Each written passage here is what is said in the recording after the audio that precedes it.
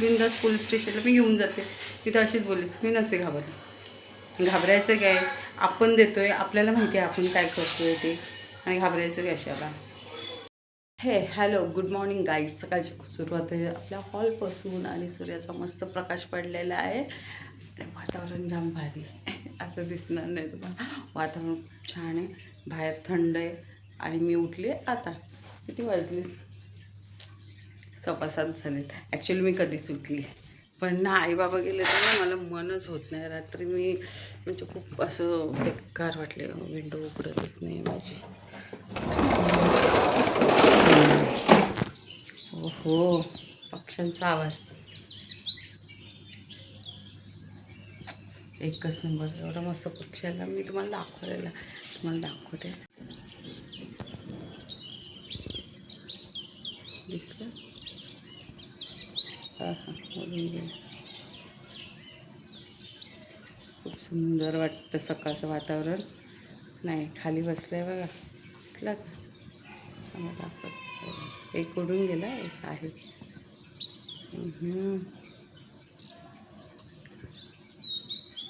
मस्त सूर्य गेला, तो पण उडून गेला. काय हे वातावरण एक नंबर आहे, छान आहे ना. पक्ष्यांचा आवाज एवढा मस्त येते पा. साळुंकी गेली उडून. आता कबूतर वगैरे येतील.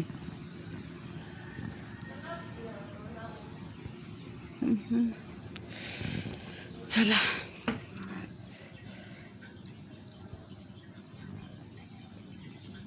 आपली कामाला सुरुवात करूया. सकाळ तर मस्त झाली आहे. थोडंसं काल आई बाबा गेले तर थोडंसं मला एकदम बेकार वाटलं. आईची खूप आठवण झाली, माझ्या आईची, कारण का आई अशीच येत होती. आणि आई बाबा नेहमीच येतात, म्हणजे नेहमीच म्हणजे येतात. ह्यावेळेस खूप लेट आले ना ते माझ्याकडे, तर खूप इमोशनल झाली मी.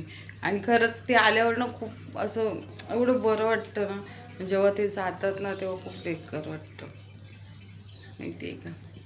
चला आता करूया आपली सुरुवात. सकाळची तर मस्त झाली सूर्यदेवतांपासून. तसं मॉर्निंगलाच असंच वातावरण असतं आपल्याकडे, काहीच प्रॉब्लेम नाही. ओके, भेटूया. वातावरण बघितलं का कसं झालं आहे. आता एवढं सूर्य होता ना मी तुम्हाला दाखवलेला, आता 10 मिनिटाने, 10 नाही 15-20 मिनिटाने बघा कसं झालं आहे ना. एकदम म्हणजे कुठेतरी असं पाऊस पडतोय, दिसतं.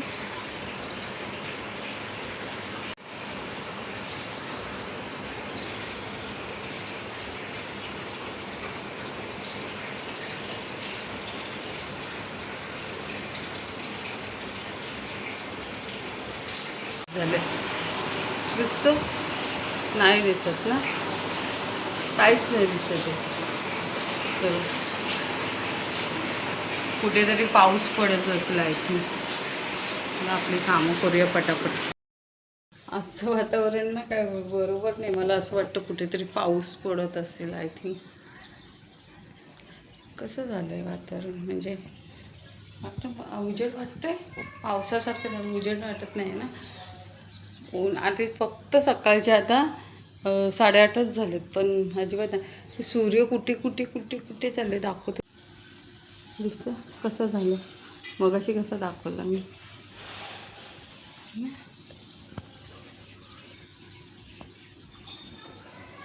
आता परत ऊन आलं. काहीतरी आज नाटकच झालं. आज उपवास आहे माझं, आणि काल टॅबलेट खाल्ल्यानुसार पोटात ताप पडलेली, म्हणजे डोकं खूप दुखत होतं माझं काल, कारण का मी रडली ना, माझं खूप डोकं दुखतं प्रमाणाच्या बाहेर. तर आता नाश्ता वगैरे तर काय नाही आहे, उपवास आहे तर काय करणार आहे. साबुदाणे विसरली भिजत घालायला, तो नंतर घालेल मी साबुदाणे भिजत. पण माझ्याकडे कलिंगड आहे, वॉटरमेलन आंटीने दिलेलं काल, आंटीकडे घेऊन गेलेले ना ते मी. काय ते नेलेलं, नाश्त्याचं काहीतरी नेलेलं, हां जवळ आणि चपाती. तर मग आंटीने एवढं मोठं कलिंगड दिलं. अंकल बोलले की जा, तर घेऊन आलेली ते. तर आई बाबांनी पण कापून ठेवलं बाबांनी, पण त्यांच्या पण लक्षात नाही. जाताना त्यांना बोलली का खा म्हणून. एकच पीस खाल्लं त्यांनी, बाकीचं मग खाल्लं आईंनी वगैरे. आणि आता आहे थोडंसं, आता ते खायचं. कारण का मला आता खूप अशी आग होते पोटामध्ये. चहा तर घेणार नाही आहे. असं वातावरणाचं काय नाही आहे न, असं एकदम मध्येच ऊन पडतं आहे आणि मध्येच एकदम असं नाही का ढग कसे येतात तसं. म्हणजे आता पाऊस पडेल. आत्ता जस्ट तुम्हाला मी व्हिडिओ एक दाखवला. हे बघा, हे कसं मी तुम्हाला दाखवेल. हा जो व्हिडिओ आहे ना, त्याच्यात बघा कसं दिसतं आणि हे कसं दिसतं. असं सगळं होतं.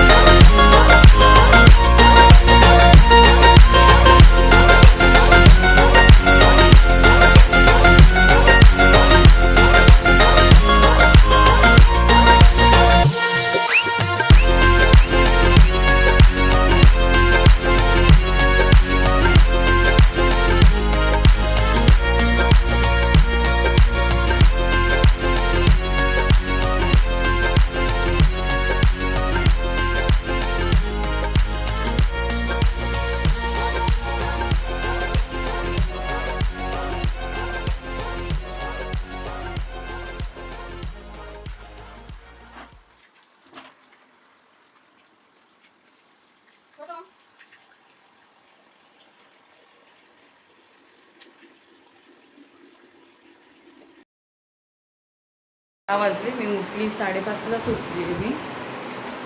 म्हणजे आज झोपलेली, झोपत नाही अगदी. आज जरा झोपली अर्धा एक तास. आणि उठल्याच्या आता जरा झाडू वगैरे मारते. कपडे परत विसरलेले सोबत घालायला, तर आता कपडे सुकत घातलेत आणि झाडू वगैरे मारते. यश निघाला तिथून, आईने कॉल केलेला. डोकं खूप दुखते. हे सगळं दुखतं, मला काय माहिती नाही. अर्धं डोकं दुखतं खूप, त्याच्यामुळे झोपलेली. जागीच होती, मला काही झोप नाही. रात्री पण मी टॅबलेट घेतलेली तरी पण काय राहत नाही आहे. ते दुखतच चाललं, काय माहिती काय झालं. आता परत टॅबलेट घेतले आणि मग हे बघते काय होतं. आता जरा झाडू वगैरे मारते. बघ आला हा टोटो, त्याला खायला देते. ये रे, तुला भूक लागली असेल म्हणून किचनमध्ये आला.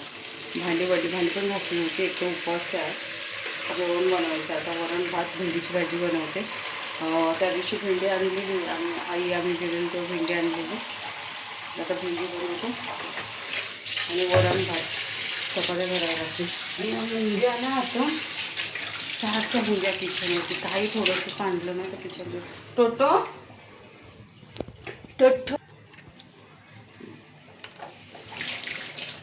त्याला खायला टाकते.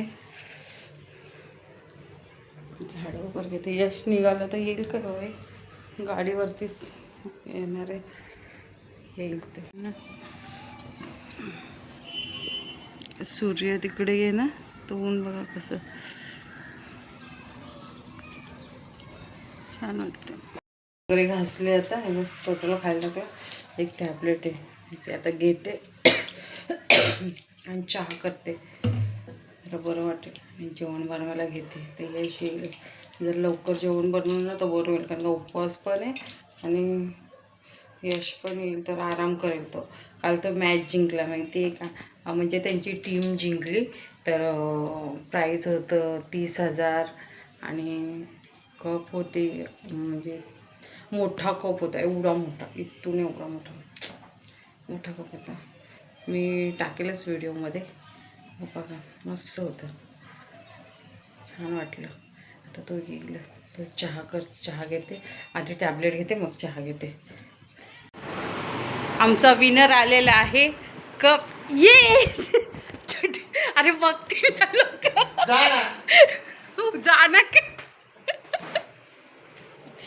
चल चपात्यांचं पीठ मळ, भेंडी करायची आहे, भात लावलेला आहे, करूया.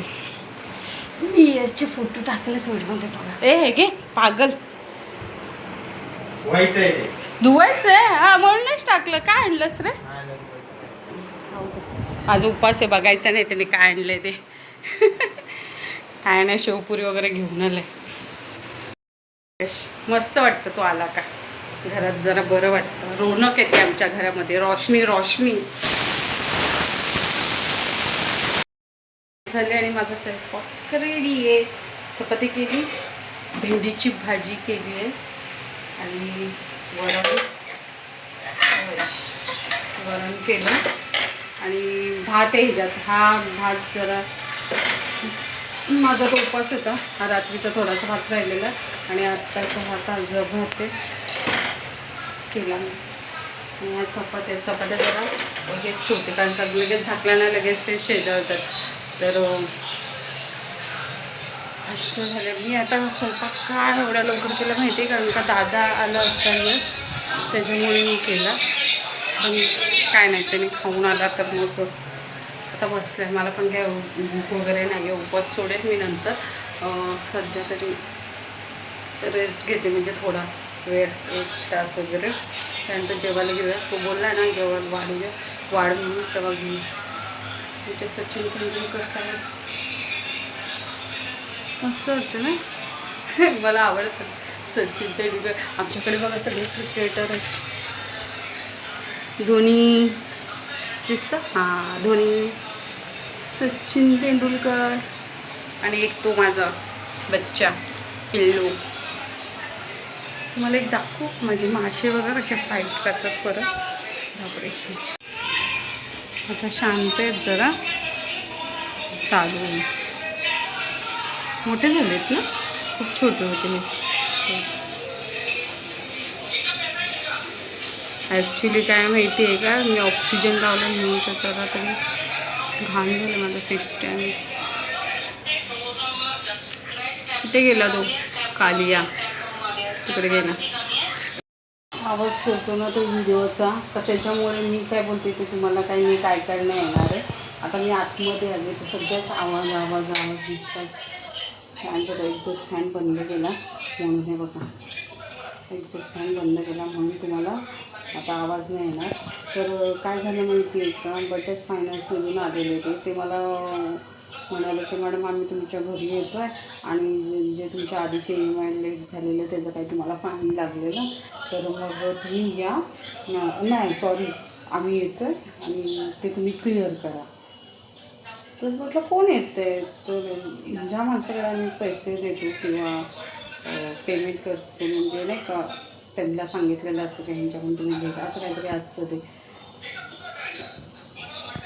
तर मग तो माणूस माहिती आहे मला, तो बोला की माझ्या साहेब येणार आहेत आणि मग त्यांना तुम्ही क्लिअर करायचे ते फाईनचे पैसे.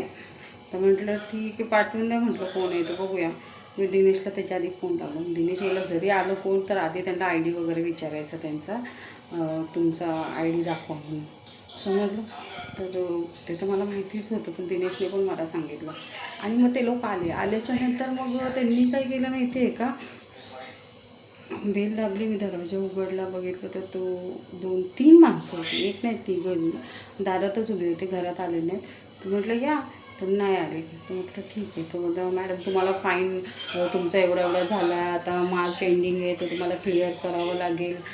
तर म्हटलं तुमचा ID कुठे, मोबाईलमध्ये दाखवायला. म्हटलं मोबाईलमध्ये ID नाही दाखवायचा, मोबाईलमध्ये कोणाच्या पण असेल, माझ्या पण मोबाईलमध्ये कोणाचा ID असेल तर तुम्ही दाखवणार का. ID मोबाईलमध्ये नाही दाखवायचा, डायरेक्ट ID दाखवा तुम्ही.